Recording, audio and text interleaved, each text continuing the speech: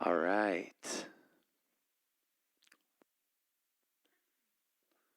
All right. We are going to jump in. Are we good? Okay, hold on. We'll just pause for a second. We're going to redo this whole thing like I just... And all right, good evening.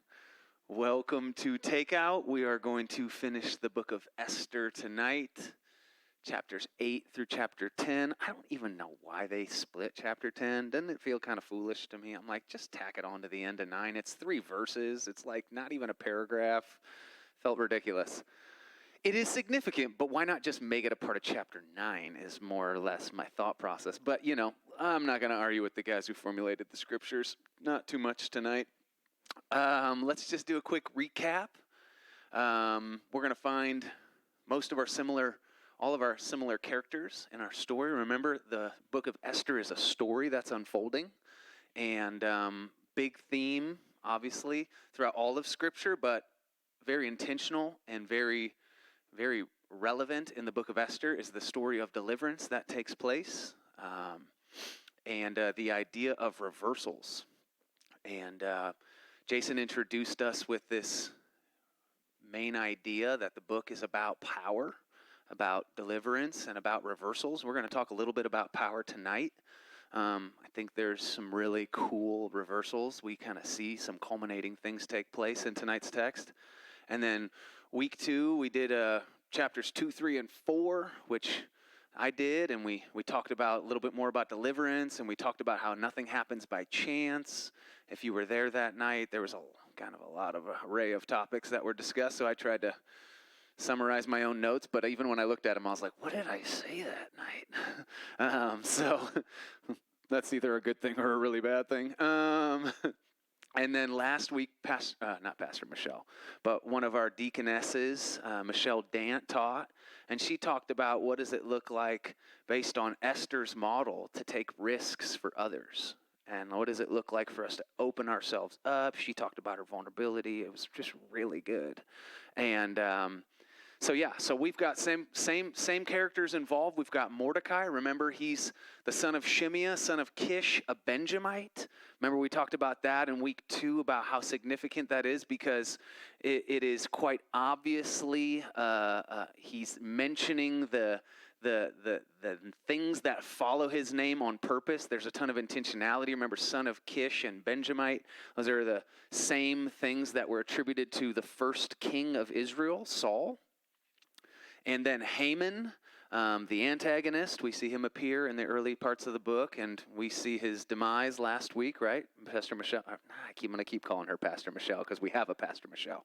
But Michelle Dant talked about Haman dying, but Haman the Agagite or the Amalekite, and about them being ancient enemies of the Israelites. And that's going to be really important tonight as we move into some of the finishing aspects to the story. And we obviously have got Esther, right? Or Hadassah. Maybe you've heard her called that. That's her Hebrew name.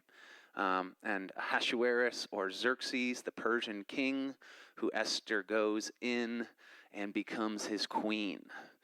So let's start right back in. We're still in Susa. We've not left Susa. We're still in the capital.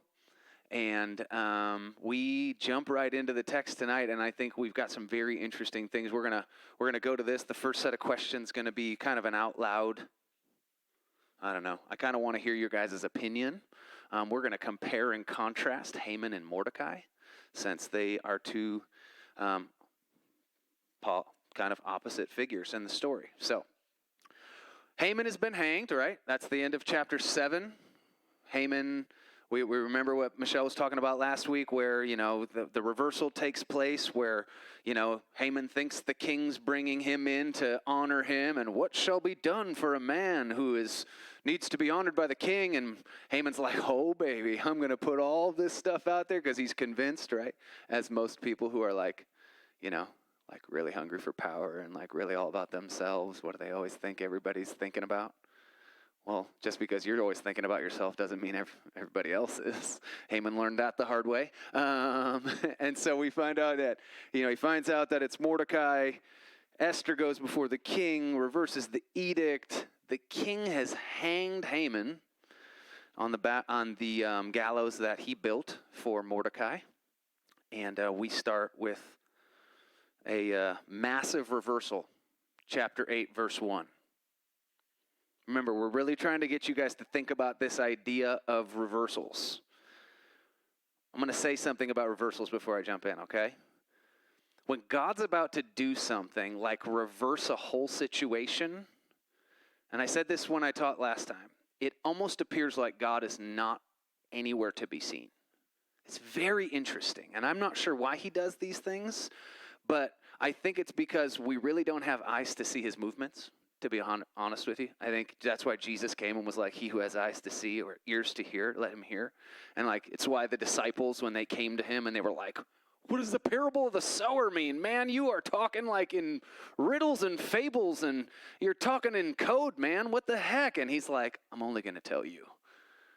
And he only tells those who are closest to him because he wants them to have eyes to see of how God talks, how God moves, how God speaks. And so Jesus came to show us that really, again, nothing happens by chance, and that even in the moments when we feel like are the darkest hours, well, this is going to come up really intensely at the end of this book. Okay, so I'm being intentional with my language here. That nothing happens by chance, and we understand that everything that's happening around us, whether we think it's God or not, usually is, and not usually is. Always is, because nothing happens in the earth by chance, okay? All right, let's start reading right away in 8 verse 1. On that day, King Ahasuerus gave the house of Haman, the enemy of the Jews, to Queen Esther. Now, this is very common in almost all of ancient Near Eastern history. A traitor, all of his possessions were given to the king. So this isn't like the Persian, Ahasuerus goes in and is like, I'm taking this. No, if you were deemed a traitor of the empire, all of your possessions were given to the king because they weren't going to pass it on to your sons because they already assumed they were traitors too. Which we find out is true. Okay, all right. So he takes all of his estate, gives it to Esther. Mordecai came before the king, for Esther now has disclosed, remember she had kept that hidden from the king, who Mordecai was, about who her kin was, that means her family or the Jewish nation. And it says the king took off his signet ring, which he had taken away from Haman, and he gave it to Mordecai. And Esther set Mordecai over the house of Haman. Okay, we have 3 reversals in 2 verses. Okay, first one, Haman's estate, traitor's property. It gets taken away from him, and it's now given to the people, or to the queen who represents the people that he was trying to annihilate. Second reversal, the signet ring that was on Haman's finger is given to the person who he tried to destroy and motivated him to release an edict with the very same ring that he set an edict to annihilate the Jewish people with is now on his finger. It's now on his finger. Like, when God does reversals, he's in every detail. Everything that you thought was going to be your greatest opposition actually becomes the thing that God puts on your hand so that you can show rightly the earth what true authority what it looks like. This is really, really important, okay? Because we're going to compare and contrast these guys, and I'm going to need your help to do this. Because I think that I don't think we miss it. I think we actually see it. But I think we put so much emphasis on Esther and her kind of kairos moment, her kind of opportune moment with the king, and for such a time as this, right? Every charismatic conference that's in the spring, right around the time of Purim becomes, for such a time as this, we're like, Esther, yes, thank you, Lord, I'm going to be an Esther. I think there are Esthers in this room, but you want to know, and this is not sexist and this is not misogynistic in any stretch, I actually think there's more Mordecais than there are Esthers. Because I think the life of Mordecai is actually more or less, like, it's kind of the everyday Christian life. Like, it's more like not all of us are going to have opportunities. Like, the scriptures say that God's going to bring us before kings and princes. Yeah, sure. And I believe that that's to be true. But I also think that more or less like it, I don't know if I want Esther, to be honest with you. Maybe that's more or less the truth. I'm not sure I want to be put in a position where I got to go sleep with somebody to get my position.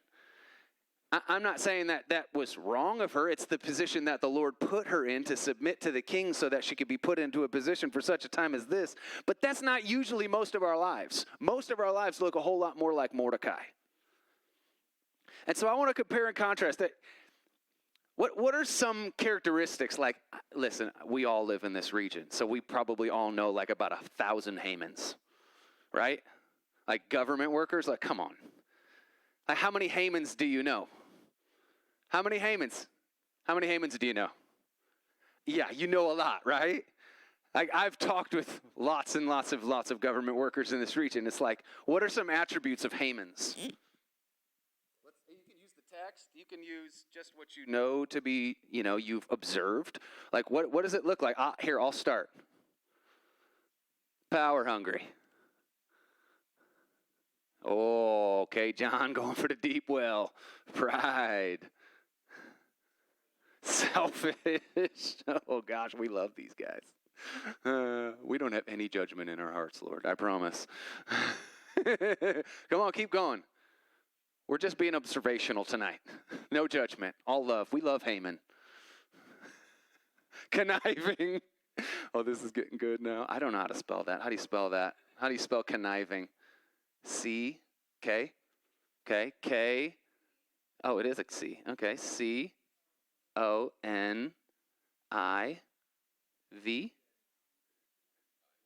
2 N's, I-V-I-N-G. Really? Is that easy? Boy, I would have failed that one if it was in the spelling bee. Could you use that in a sentence, please? Yeah. I'd have probably spelled it with a K, and I'd have put an E in there. And yeah, okay, whatever. Conniving. What else? Come on, keep going. This list should be longer than this because we all have judged these people before. So we've all had these thoughts. I'm asking you to put your judgments on display. Insecure. Oh gosh, yes, that's so true. Oh, so am I though. Ugh. Ruthless. Oh gosh. What else? Come on. Think of Haman. Think of selfish, conniving, insecure, ruthless. Oof. Pride, power hungry. That's a good list, actually. What else would I add to that? Pompous. E-O-U-S? E-O-E-U-S? All right, we're just going to go with that spelling for the day. All right. What about Mordecai? What about our boy Mordecai, old Morty? Huh? Patient. Oof. I agree with that. Why wise? I don't disagree with you. Okay, I like that. Wise. Just wanted to see where your inspiration came from. I think there's multiple wisdom moments from him, so I'm like, oh, interesting. Courage, yeah. Yes. Oh, that's the one I wanted to hear. Responsibility. Anybody ever get confused by how many I's there are in responsibility? I always think there should be an A somewhere. You're getting tired, Jordan. All right, what else? Strategic, yeah, totally. Come on, a couple more. Courageous, responsible for others, strategic. I would say humble for sure. Okay. Looking at this list, I want you to know something. That both descriptions are pathways to power. Both of them are. You can be power hungry, prideful, selfish, conniving, insecure, ruthless, and pompous and still get to a place of power. In fact, you can get to a very high place of power. You could get to the highest place in our country with those attributes. I mean, Xerxes didn't rise to power that way. He was born into it, but, it comes from a crazy family line of power-hungry, prideful, selfish, conniving, insecure, ruthless pompousness. Because there's a mentality that's carried when you are given that much power. You almost have to act like you deserve it, right? That's what we see from Haman's, right? That's what we see from people who are like, of course the king would like to honor me, right? That's what we see. We see these guys and we go, oh, like you act like you're worthy of what hasn't even been given to you yet. But the thing about Haman authority is Haman authority has to be maintained by Haman. That's the thing that we observe here with Haman and Mordecai. Haman authority has to be maintained by him continuing to be his Capitol Hill self. It has to be. If he resides those things, now he's not seen as worthy of the authority that's been given to him. And so he has to maintain these things in opposition to where true authority comes from so that he can continue to grasp more of it, because that's what power-hungry people do. They're never satisfied, right?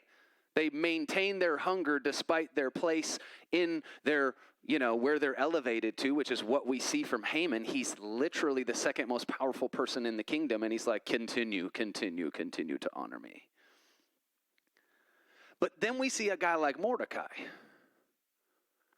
We see a guy who actually doesn't really want power. He actually is more concerned with his family than he is with the position that he holds. He doesn't want the attention of the king because he will not change his clothes from sackcloth and ashes so that he can even come into the court of the king or even come close to the king's palace. We see the entire opposite of what Haman is. We see him be patient and not impatient, where he's unwilling to wait or to see how things fold. I mean, that's partially what ends up killing Haman is he's just unwilling to be patient. I mean, that's what's going to ruin all of us if we're unwilling to be patient. Like, the Lord's plan does not unfold in seconds. Like, the plan for your life, if you're continuing to look around and you're like, geez, if I don't get breakthrough tomorrow, this is just over for me. Like, it's probably going to be over for you. If you're really serious about that statement. Because God doesn't move on ultimatums. He moves in his will, and he asks you to join his will. What we see from Mordecai is we see James 1 kind of unfurl. Pure and undefiled religion is this: taking care of orphans and widows in their distress. We were given the plan for what it looks like. See, I'm convinced that all of us were born and know that we're powerful. Like, I don't think there's a person in here who would be like, powerless. And if it is, it's because someone told you were powerless and you believed them. It's not because you were born thinking that.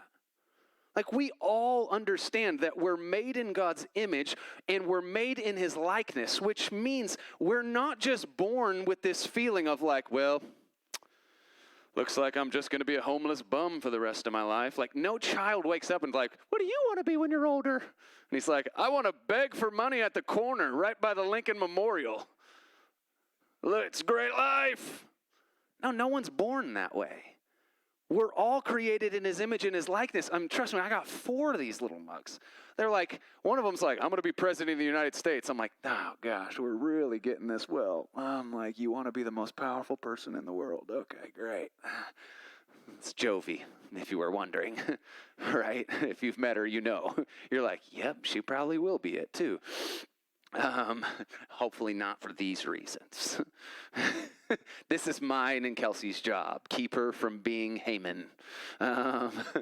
Because she could be. Like, she's so powerful that, like, if she's convinced that her power is powerful and it's more powerful than others, then she will use her power to move things and manipulate things for her well-being. But part of the Mordecai pathway is actually taking your hands off situations and letting them unfurl and trusting that the Lord is actually in your favor. This is the life the Lord calls us to live, is a Mordecai pathway. See, this is the way that the Lord, that's why I say, like, there might be a few Esthers in this room, but we're all Mordecais. We're all asked to be a part of our life and not put our hands on it in such an intense way that we have control over it and God doesn't have any say in the matter. And when we're in seasons of reversal, it is everything inside of us wants to grab a hold. Why? Because we're like, we're all alone. God, where are you? I'm worshiping you. I'm praying to you. I'm doing all the things, Lord. But man, everything in my life, the people I love, like I part of the reason why I'm so tired is like, I just feel like I said to one of my spiritual, I don't know, advisors. That's probably a bad name. If I called him that, he'd probably be hurt. Like a spiritual father, mentor. I don't really like to use those language because I've been hurt by so many of them. But that's my own issue.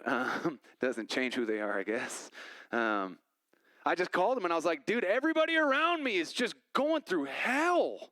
And he's like, well, how are you doing? And I'm like, well, I'm not terrible, but I just feel the weight of everybody around you. He goes, well, that's why you're in their life then. And I'm like, well, for what reason? And he's like, because you get to walk with them in it. The Lord's not letting you experience it right now. So he's from Louisiana, so that's why I use his voice. I don't know how to not like reiterate a conversation and not put the person's inflection, especially if it's super unique. Like if they were from Wisconsin, I would just talk. But because he's from Louisiana and every time he talks, I'm like, well, how you doing there, brother? I have to inflect his voice. And I go, I just hate that. And he goes, I know. And he goes, but you get to do it for them, and then they'll get to do it for you. And I'm like, yeah, you're right. But my encouragement to all of these people is, you're in good hands because they're not yours. That's my advice. Literally, I had to text that to 2 people yesterday. And I said, listen, the Lord loves you, loves everyone who's a part of this equation so much. I trust it's not, as long as you let it go out of your hands and into his hands, you won't have anything to worry about. In fact, the only way you mess this up is if you put your hands on it. The only way Mordecai messes up this whole situation with his daughter Esther is if he butts his nose into it. He moved in an opposite way. He literally kept himself secret, kept Esther's identity secret from the person she's now married to. Not a very good foundation of marriage, if you ask me. But because he does this, God is able to work. This is the type of power and authority that the Lord is looking to grant to his people. But it actually requires you to do something. Stop doing. That's what it requires of you. I know this isn't fun because in this area, everybody wants to do something. We're all told that if we're not doing something, then you're wasting your life. I'm being honest. I've experienced it for years. And until the Lord said to me, hey, Jordan, you don't got to do nothing. In fact, we can stop cleaning up your messes if you actually stop doing something. And what you want might happen faster. But you just keep getting in the way. And I'm like, well, that's unfair. I want to partner with you. And he's like, well, yeah, you're going to partner with me, but you got to stop with all your dreams and desires first because you think I'm going to come and co-sign all the things you want and call it a blessing. And I'm actually trying to lead you towards the things you can't ask, think, or imagine. Mordecai could have never imagined that what was going to happen for his daughter Esther was going to take place. I don't know how you could. I don't know how you could have ever seen this all coming. We like to think of it, because we know the end from the beginning. But when we're in this life, there's one thing we don't know that God does. The end from the beginning. See, we're in the middle of the story right now. You're in the middle of the story of your life. You're in the middle of it. You're in the thick of it. You've experienced chapters that have turned the page, and you've opened up new seasons, and man, it's been an adventure, and it's probably most of our lives, if we documented them, they'd be good reads. Well, great movies, too. I'm more of a movie guy, you know. Not because I don't like to read, but it just takes so long. I want an hour and a half. Give me the whole story, baby. There it is. Book can take me a weekend. Watch like 100 movies in a weekend. But I say all that to say we're ramping up into this place where, where power begins to take shape in a certain way. And the reason why it takes shape, and it's this theme that shows up throughout the text, throughout all of the Old Testament. And this is actually like really funny because like my older sister, she's an atheist, right? And one of her biggest like problems with Yahweh, or the God of Christianity, is that he's just a Hebrew war God. That's what she always says. She's like, you go worship your Hebrew war God. I'm always like, yeah. At least that, I just kind of make fun of her, but I'm like, yeah, I guess. The Hebrew war God who died? Interesting. Whatever. This is my bickering with my sister. But power begins to take shape because now Mordecai has the ring on his finger. And the same ring that sealed the edict that once annihilated them, now the king's recommendation to them is like, this is where we're like, Xerxes has a heart for the Jews. He's like, no, he's actually thinks he's already done so much for them. He's like, no, I actually just looking to protect Esther. I hung Haman. Ain't that good enough? And you're like, and Esther's like, well, what about all my people? And he's like, well, you're going to have to do something for your people, hon. And he's like, that ring, Mordecai, that same ring that sealed the edict to annihilate your people, I want you to go, and I want you to work with my advisors, and I want you to release another edict. Now remember, I said it in week 2. In the Persian Empire, once the edict had been made, it was irrevocable. So it's not like they can just reverse an edict and say, by the power of the king, we now reverse the day of the 13th of the day of Adar. Like, no, you can't reverse it. Or the 14th of Adar. And so Mordecai sits with the counselors and he goes, I tell you what we're going to do. We're going to arm the Israelites. And we're going to arm them the day before they try to annihilate us. So he releases an edict, and in the exact same way that Haman released his on the king's stallions throughout all stretches of the empire, an edict goes forth in every language of every tongue that's in the Persian Empire. I thought that was powerful. I was like, they got some smart people in the Persian Empire, releasing edicts in every language. Over 2,000 miles the empire stretched. We're not talking about like the state of Indiana here, folks. We're talking about like the whole nation of the United States and more. Like, it's a big piece of land. So the edicts get sent out and the Jews begin to celebrate. Why? Because there's a theme that shows up all throughout the Old Testament, and one that hasn't appeared in quite some time since the time of David. And that's the idea of a holy war. Now, we've seen these things show up throughout history. But a holy war that's instituted by God, see, we often think that like a holy war, like he says it to Moses in Deuteronomy. He's like, yeah, I'm not actually using you guys to destroy these guys because you're so righteous. I'm actually using you because they're so wicked. So as soon as you want to get arrogant about this and be like, well, God's using us, we must be the righteous ones of the Lord. He's like, no, it actually has nothing to do with your righteousness. It just has everything to do with their wickedness. And it's not a comparison. They're just wicked people, and you guys are my people, so you're going to have to do this for me. And so this idea of a holy war comes in. And remember, there are key players that are looking, again, this is the end of an era. This is the end and the closure of the historical documents that close out the Jewish history coming into the Dark Ages, coming into a 400-year period where God didn't speak through a prophet and didn't speak to his people, quote unquote. But there is a reversal that's looking to take place, but it's not just a reversal that appeared in the book. He's actually looking to reverse a historical time period and an enemy that has been an enemy for hundreds and hundreds, maybe even thousands of years, or 1,000 years.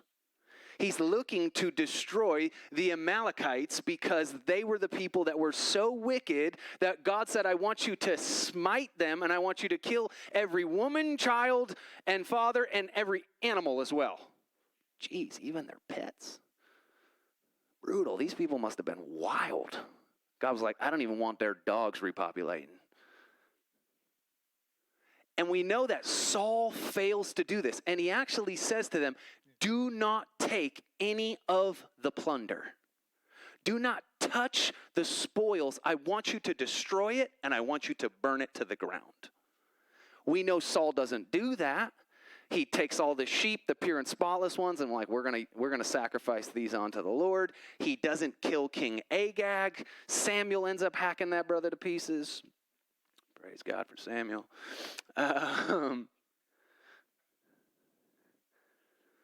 But we see that the book of Esther is a story that reverses a story and a failure that has been passed on from one of the most successful time periods in Israel's history, the period of Saul, David, and Solomon. 120 years where the kingdom boomed, where Israel was very victorious, more victorious under David than under Saul, even more victorious under Solomon than under David, right? We understand that Solomon ushered in a period of 40 years of peace where there was no enemies for Israel. But I want to point this out that I'll say it now.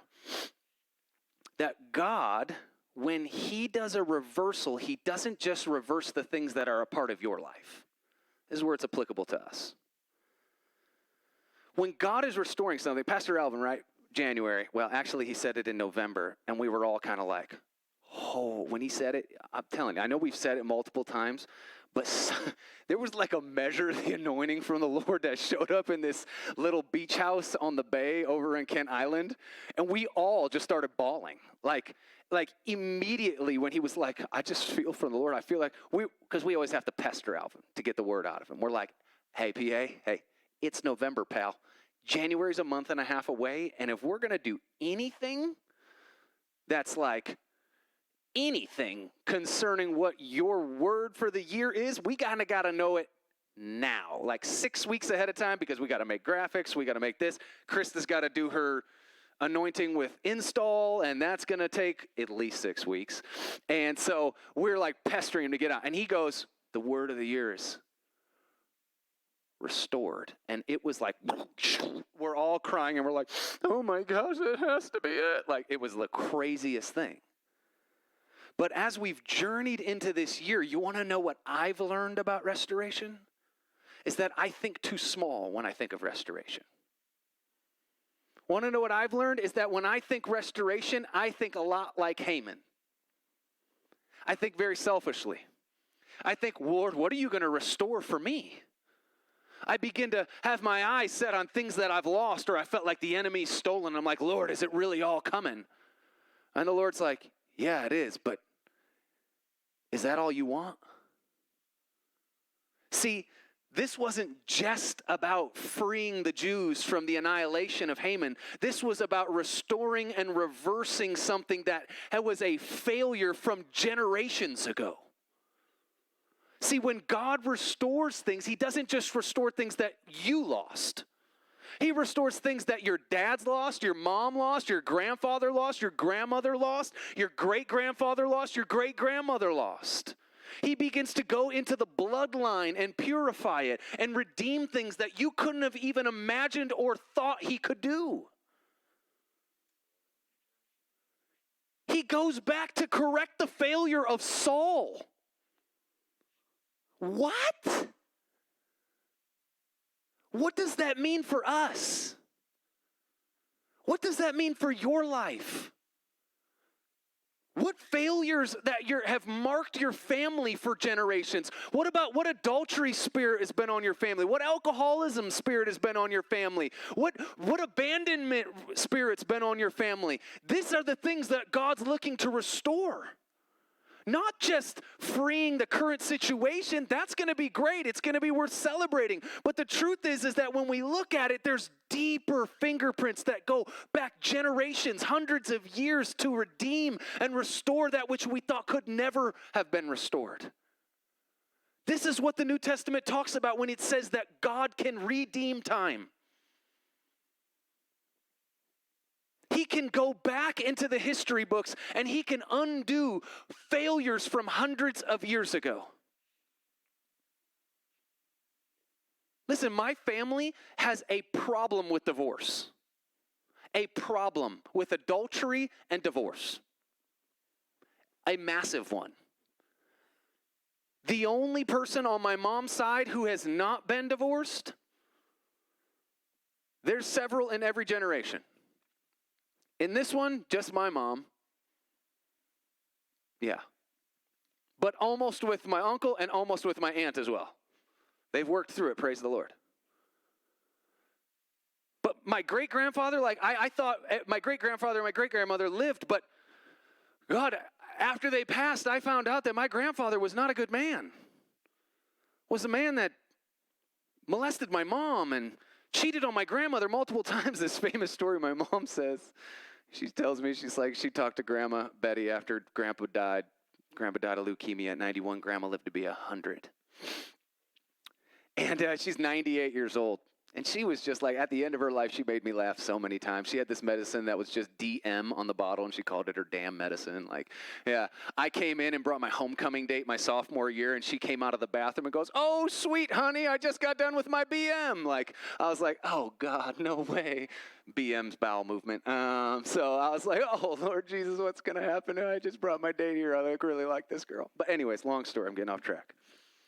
And my mom was talking to my grandmother, and my mom was molested by my great-grandfather, and so she kind of said to her, she's like, "Grandma, did you ever think about leaving him?" She's like, divorcing him? She's like, "Divorce? No. Murder? Yes."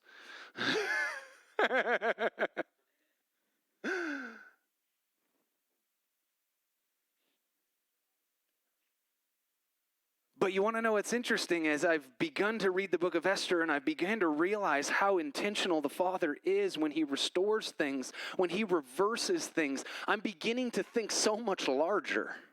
I'm beginning to think maybe, just maybe, if the Lord restores me, that my whole family will be blessed.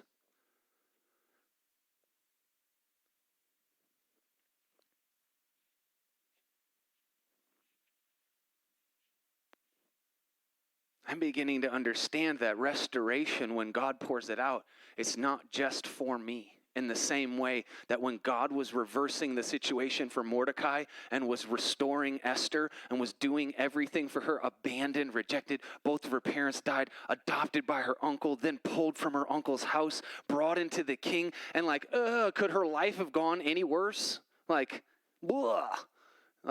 Talk about a story, talk about a movie, probably a Lifetime movie network, you know what I mean? Not a Christmas one. There's no Christmas kitty in the stocking or something. But when God reverses it, he doesn't just reverse it for the people involved. The entire nation gets blessed, and he goes into the history books to redeem it. It's profound. It's profound.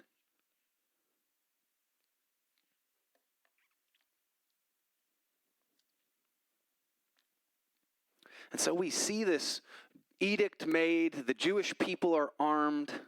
The 13th of Adar comes, and the Jews, they kill about 500 people in Susa. I find out 75,000 people get killed throughout the nation. It's funny.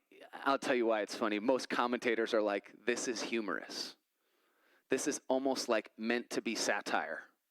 Because it was probably released in Susa that 75,000 people, but Mordecai probably released it. and like a good American evangelist, he probably bolstered the numbers. I laughed so hard. I was like, why would he do that? Because it made everybody afraid of the Jews. And so what we see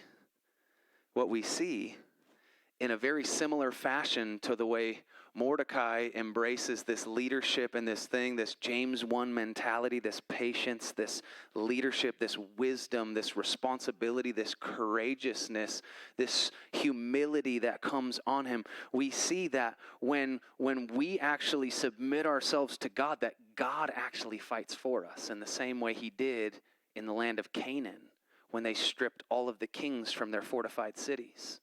Something very interesting about this, and it's so profound, and you wouldn't know it unless you could read in the Hebrew, but in the original manuscripts, when they log the 10 sons of Haman, they actually pull it out of the text, and they put it in brackets, the same way they bracketed it off the kings of Canaan that they killed when they purified the land. And so they take these men and they actually list them off. And you want to know what's crazy is the names of Haman's sons actually represent territorial demonic gods that were worshipped through the land. And so they literally take the kings, bracket them off and say they're not even worthy of being in the text. And they do the same thing with the sons of Haman. They take them outside the text and they're like, you're not even worthy of being in our scriptures. Ugh. Just a fun fact. But it says this multiple times. It says this, and we'll move on to 9. I think there's some really cool things that we could say, but for the sake of time, we're going to keep moving. I love verse 15 of chapter 8. Then Mordecai went out from the presence of the king in royal robes, blue and white, with a large crown of gold and a garment of fine linen, purple, and the city of Susa shouted and rejoiced. I'm like, how about that for some reversal imagery? The guy's literally walking out like X to the Z exhibit in like MTV Cribs or something. Like I just picture him like just gold ring on his hand, big old gold heavy crown. He's like, heavy lies the crown. You know, like, or 2 chains. He's got like big chains around his neck and a big royal robe looking like somebody like, I don't know. That's how I picture it, but that's just Jordan's terrible imagery. All right, keep going. Verse 9, chapter 9. So now we get into this place, but we see very interesting language show up. First things that we see is that they refuse to lay their hands on the plunder. It's mentioned 3 times for crazy emphasis, okay? 3 times. It says it in verse 10 for the first time, verse 15 the second time, and verse 16 the third time. And that's because they were allowed to take the plunder. In the edict released by Mordecai, Mordecai says, kill them and steal all their goods. And the people don't touch it. Well, why? Because they're reversing something. They're reversing Achan's sin from the story of Joshua when he took and hid and buried it under his tent from the battle of Ai. They're reversing Saul when he failed to kill all of them and he took some of the plunder thinking the Lord wanted it. Even though they were allowed, they were like, we won't. This isn't us. This is God. So God's name's not mentioned in the story, but God's behavior shows up through the people. Woof. See, sometimes I think we would rather have God show up than us show up.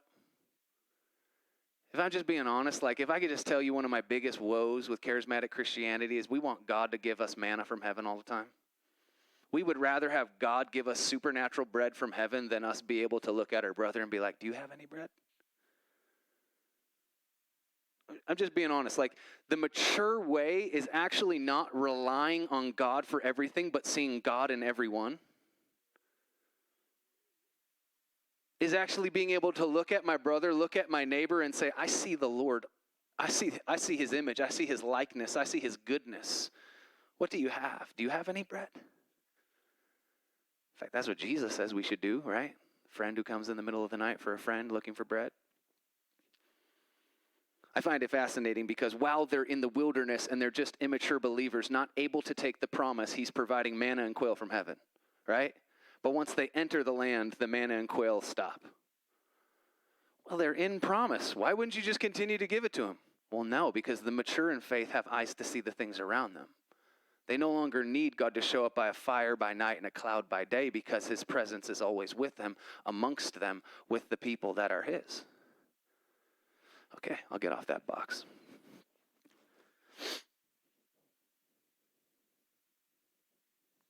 And then the other one that we see is that the fear of the Jews had befallen them. That's the other thing. It's very similar language. Again, we are reversing something. They're reversing Israel's history, and they're putting this giant cherry on top of Israel's history. And it's the exact same language that happened in the book of Joshua when the nations were like, we can't rise up against you. We're petrified of you. We've heard the stories. Listen, the whole Persian Empire heard the story about Haman, the man who was elevated to second in command in all of the nation, all of the empire of Persia, and then is just drastically hung from a gallows 50 feet tall in the center of the capital as a spectacle. And then the man who he tried to kill and annihilate has now got his position. Like, this isn't like little news. This is like front cover gear. Like, this isn't just making Fox. It's making CNN. It's making MSNBC. It's making your Twitter feed, your news Facebook feed, your IG feed. It might even show up on Snapchat. Sorry, I was trying to think of that other one, but I'm too old. It has showed up everywhere because it's incredibly powerful to hear this story. And so fear falls on all of them. And so what God is doing is actually through the text showing us how all the things that were once intended to happen in these time periods throughout Israel's history are all coming to this beautiful summation, and they're all being done right. Ugh, that's so beautiful. It's a restoration. All right, for the last 10 minutes, this is what I want to talk about. It begins to explain that because of the victory that took place, right, we all know that there's a Jewish holiday that isn't mentioned in the original mention of holidays in the book of Deuteronomy when they're given to Moses. We have this new Jewish holiday that's created. It's the festival of Purim. Interesting thing about this is that Purim is not a Hebrew word. Purim is a Persian word that means lot or die. D-I-E, like dice or singular, die, not die like dead. And lot, not like the person lot, but like you're drawing lots. Why? It's very, very, very fascinating, and I think it goes back to one of the original ideas that we had, and that nothing happens by chance. Because there's a double entendre that takes place. The first one is he calls it Purim is because the lot of God's people would not be determined by Haman's lot, because that's what it says, how he chose the day to kill off and annihilate the Jews. It says that he chose it by lot. Like, he put straws in a hat and he was like, look like it's 14th of Adar. That's when we're going to annihilate these guys. That's how he did it. And the funny part is this, is that what Mordecai is saying by deeming an entire festival for the entire nation and the Jewish people that are in the empire is he's saying is nothing happens by chance. The lot you think that you're choosing, the double is that only Yahweh determines the lot, and only Yahweh determines the lot of his people. That's beautiful. He literally names the holiday literally where we get the idea of the word lottery from. By chance, I might become a millionaire. He literally is like, yeah. No one becomes a millionaire by chance. Hey, Mordecai is acknowledging something that is so profound that I think we fail to acknowledge here in the American church. And that's that nothing happens by chance. There is no lot in the earth that God does not control, especially when it comes to his people. Psalm 16:5 says, Lord, you have assigned me my portion and my cup, and you have made my lot secure. The same word that we translate pur, or purim, is just the plural word for lot in Persian, is the Hebrew word gorla. And that's the word that we translate as lot, and it gets translated in both ways in the Hebrew text. Proverbs 16:33, the lot is cast into his lap, but every decision is from the Lord. Woo. You can cast your lot into his lap, but the Lord will decide if it happens. Like, that's reassuring good news for us. You want to know why? I mean, this is a blessing and a frustration when it comes to something like this. You want to know why? Because that means the things that are hitting you are been allowed by God. Ugh. That sucks. But it's okay. It's okay. Why? Because when you think God is nowhere in your life, he's actually just setting you up for the greatest restoration and reversal you could have ever imagined. As long as you're willing to say yes to what God's allowing to come to you. Like, he's more he literally, Jesus says to Peter, hey, by the way, I didn't want to tell you this, but Satan came up to me. He said, I want to sift you like wheat. And I said to him, sure. Because once it's over, he's going to be pissed, but he's going to be able to strengthen his brothers. See, many of us would do ourselves a whole lot of justice to see that scripture as Satan's not powerful enough to do things to you that God doesn't allow.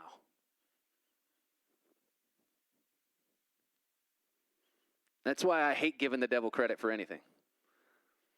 Like anything. Things that go bad in my life, I'm like, gosh, Lord, what are you trying to show me? People around me start getting sick. Their parents start getting sick. Friends' babies die at 4 years old, randomly going off for a routine surgery. And I go, Lord, what are you doing? Why are you allowing this to happen? What are you trying to show me? What are you trying to show them? I don't even understand. I don't get answers sometimes from those questions. And I don't actually need him to believe him that he's good, but I'm also not going to blame the devil. I'm going to wait for him to reverse this whole situation. Because I'm not going to get mad at God in a moment because I don't understand what he's doing when this is a journey, not a sprint. When I'm on a walk with the Lord, which is my life, and one of these days I'm going to get Enoch, praise the Lord, and that's just my mystical side coming out. One of these days I'm going to get Enoch, but the truth of the matter is the things that happen while I'm on this walk, it's only because he's let them. If I need to fall, it's just because I'm learning how to walk better. If I'm empty, it's just because I need to posture myself to receive. Because people are giving to me and I'm just closed off because I don't want to receive from them. We don't like to think about life this way. But the invitation from the Lord, from the Son, when he comes, is that, listen, your perspective on how you think your life's going to go doesn't matter because you get to enter into his will, and it's greater than you could have ever imagined, even if it includes suffering. Because he promises a different measure of glory that comes when we're willing to suffer. Okay, I'm soapboxing again. All right, I think this is really cool because I think Mordecai institutes his nature into the Feast of Purim. This is what it says the holiday had. Verse 22 of chapter 9, it says this. Well, here, we'll go start in 20. Then Mordecai recorded these events, and he sent letters to all the Jews who were in all the provinces of King Ahasuerus, both near and far, obliging them to celebrate the 14th day of the month of Adar and the 15th day of the same month annually. Because of those days, the Jews rid themselves of their enemies. And it was a month which was turned for them from sorrow into gladness, and from mourning into a holiday. Come on, somebody. That'll preach right there. Mourning into a holiday. That they should make them days of feasting and rejoicing. Remember, this was marked by fasting. Turning the tide was marked by fasting. What's the reversal? Now we're going to feast and rejoice. But this is where I feel like this is where Mordecai's heart comes in, and I just believe it's the heart of the kingdom. And that's this. Send portions of food to one another and gifts to the poor. Pure and undefiled religion is this. Taking care of widows and orphans in their distress. Mordecai institutes a feast that will ultimately lead the entire nation into the greatest authority that can be given to man. And that's a man in partnership with God, willing to look at one another and not think, what can I get from you, but what can I give to you? Whew.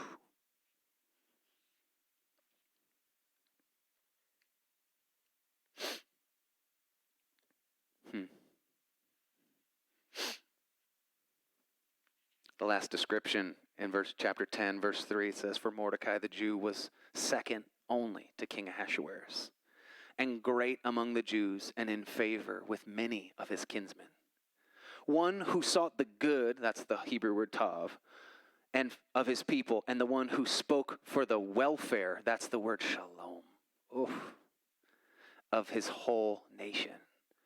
The word shalom is the word we get the Hebrew word peace in the English from, but it's such a bigger word than that.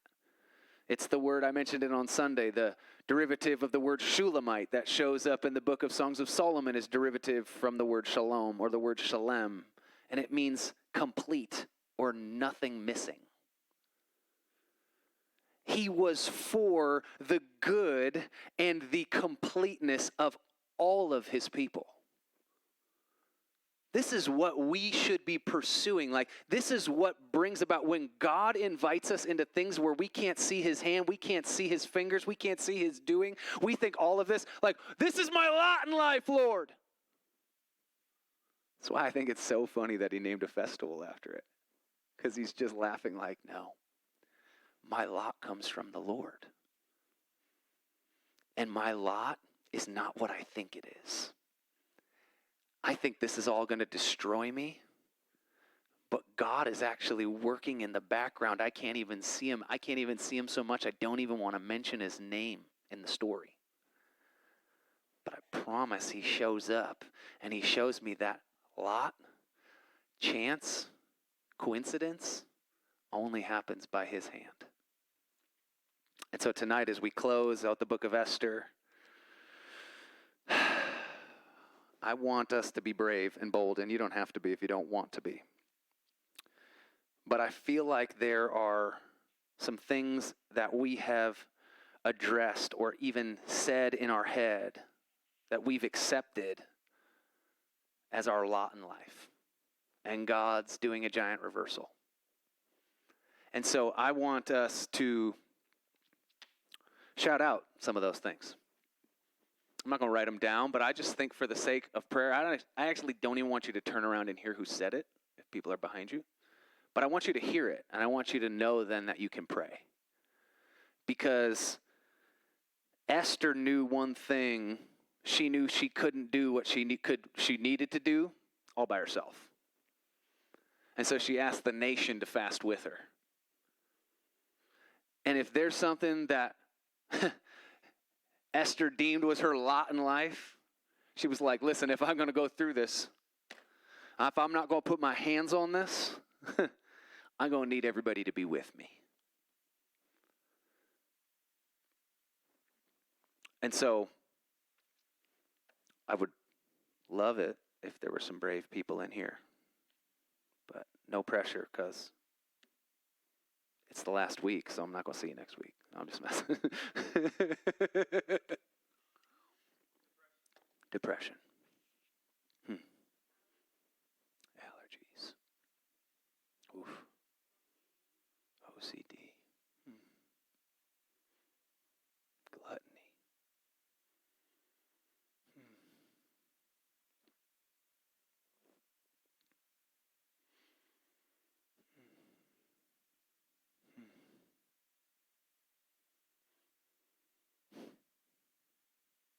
Go ahead. Lack of boldness. Fear of man.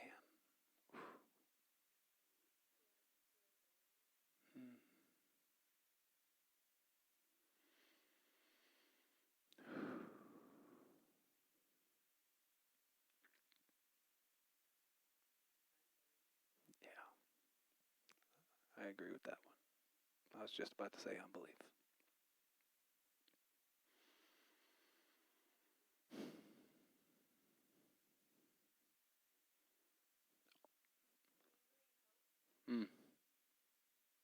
All my pain.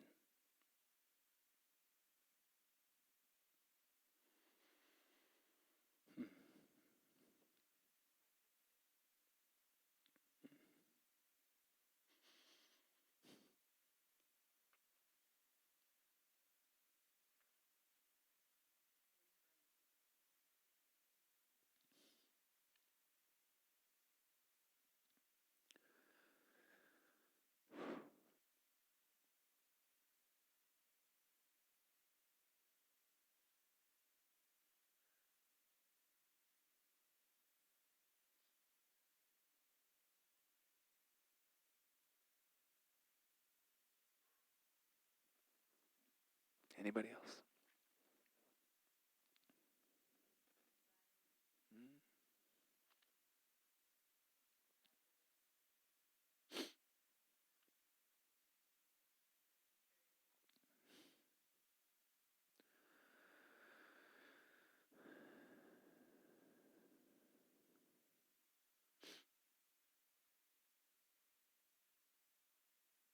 Self-sabotage.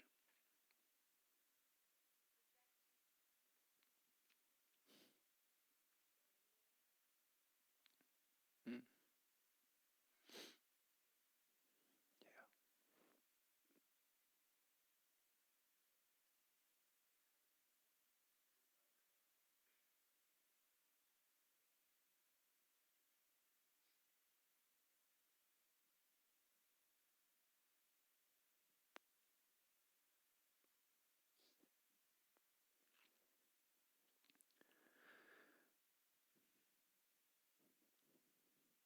Lord, we bring all these things to your feet.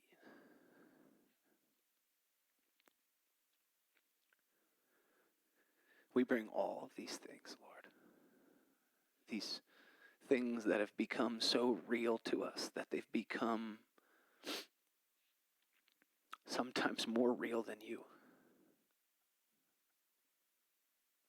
But we know that's not true. We know that you are so close, that you are hovering the same way you hovered in creation, and you are just waiting for the opportune time to bring order to all the chaos. To speak one word into our situation that begins to reframe and restructure.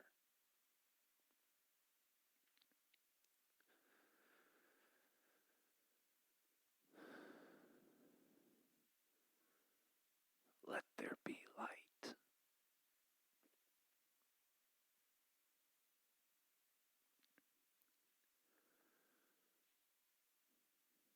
And let that light shine in the darkness.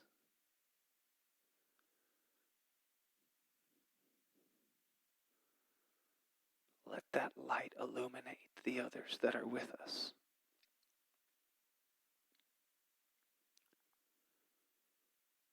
Let that light push back the walls we feel closing in on us.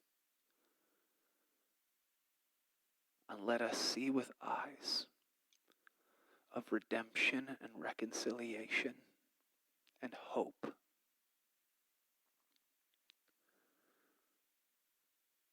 Father, thank you for your love. Thank you that you are reversing all things and that your plan is to redeem all things. We repent for our control. And once again, we take our hands off our lives. And we say, come be with us. Come be in our garden.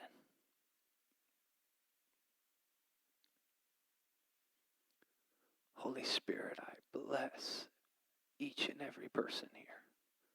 I thank you for their vulnerability. I thank you for the passion to pray for one another that began to rise as others shared. I thank you, Father, that we don't have to know them by name because you do.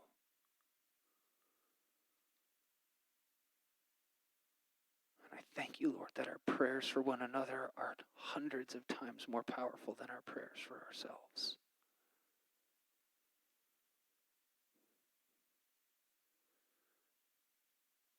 Thank you, Lord, for the example of Mordecai and for the example of Esther. Thank you for the way that they moved in tandem and in submission to one another to see your great reversal. We ask for eyes to see and ears to hear in this time what the Spirit of the Lord is saying to the earth.